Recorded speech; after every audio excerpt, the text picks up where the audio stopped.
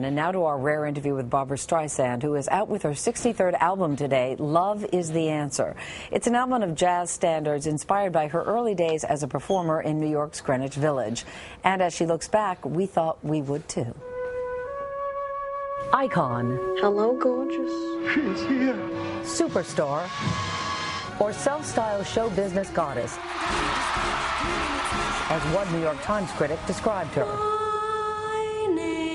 He perhaps captures her best in his review of her classic TV specials, broadcast between 1965 and 1973. He writes, Miss Streisand wields her star power with a concentrated intensity that is magnetic, intimidating, and ahead of its time.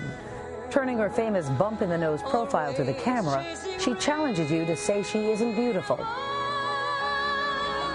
and dares you to look away. And we never did.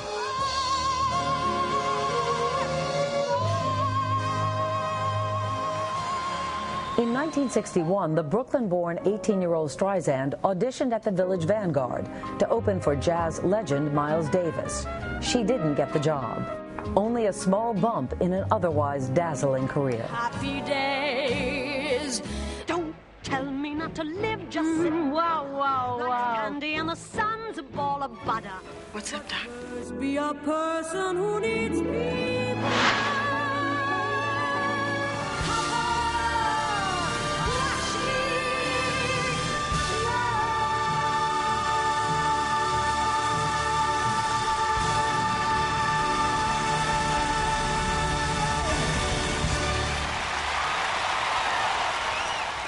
48 years later, she finally played the Village Vanguard here in New York on Saturday. It was an emotional night for some lucky die-hard fans, and afterwards, she sat down with us. But if you stay, I'll make you a day like You said something to me right before this interview started that I thought was so interesting. I was talking about, having this experience tonight. You said, yeah, what was it like? As if you hadn't been there. Yeah, well, I don't know what it's... the perception of it is different than doing it. And if you go, I understand, leave me just enough to hold in my... It's like I could hear when I was doing Ne me quitte pas, people sniffling. But I don't know what really gets them. It was very emotional. Did it bring back memories? I wasn't scared then. I didn't have stage fright. I never felt quite seen as a child, so it was my way of wanting to have some attention, I guess. But tonight, can you imagine that stage was literally about 6 feet wide? I couldn't move. I could barely move. I know you said, how do you get stage fright when there's no stage? Yeah.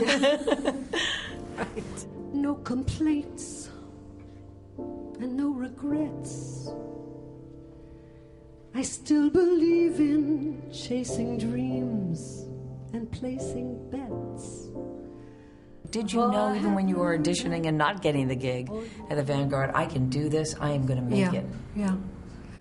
I remember my first Broadway play was The Diary of Anne Frank. Sat in the top of the balcony. The seats were $1.98. The illusion is kind of better being a little farther away, but I remember thinking, look, she's a 14-year-old, I'm 14 years old. I could do that. Yes, here's to life and dreamers and their dreams. But, nobody gave me the chance right away, but that's why singing really got me a chance to be an actress. You tell that story tonight about singing in front of some friends. You had to literally face the wall. Mm-hmm. Why? I just was shy, embarrassed. I could never get up and sing in a living room. So you had to overcome a lot of fear then. One day we were skiing, and we were at Donna Karen's house, my friend, and Liza Minnelli got up to sing, and I thought, how can she do that? Get up in a living room and sing. Really, this was very conscious and very challenging. I thought, why can't I do that? And so I really set about not trying to sing in a living room, because that I don't think I ever could do. But it started me thinking that I should go back to performing on the stage again in concert. What did it mean to have those fans there tonight, Barbara? You know, I'm there hoping I don't disappoint. Yeah. You still think that way? Yes, I do.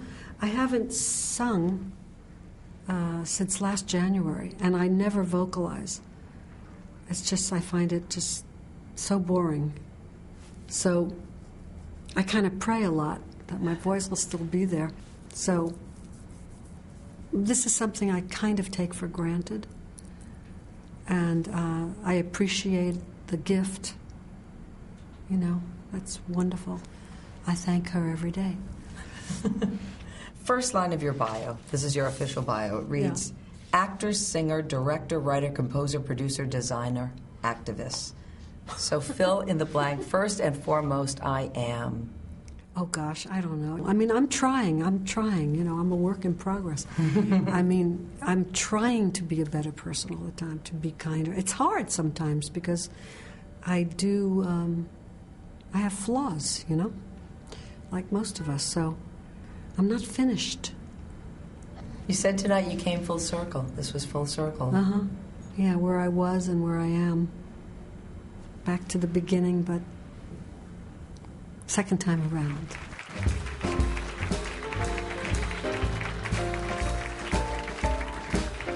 See, I noticed you all responded to her saying she doesn't vocalize, but she doesn't. She doesn't. That's amazing. Tony Bennett once sent her a tape with some exercises on it, vocal exercises. I think she said she listened to it once. No formal training at all, and she cannot read music at all. I thought it was that story about Liza Minnelli was fascinating, that she was stunned that Liza Minnelli could stand up in a living room and sing, and she can't. She can't do that. And even this, for her, was a stretch to go back there and perform. But really coming full circle, because that, you know, Greenwich Village is where she got her start.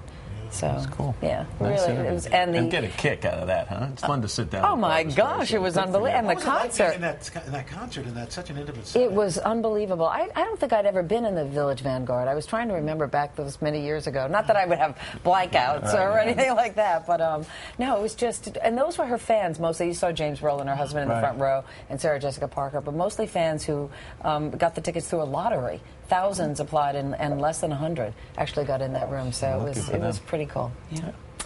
Okay, again, Barbra Streisand's "Love Is the Answer" is out today, and it really is a fabulous album.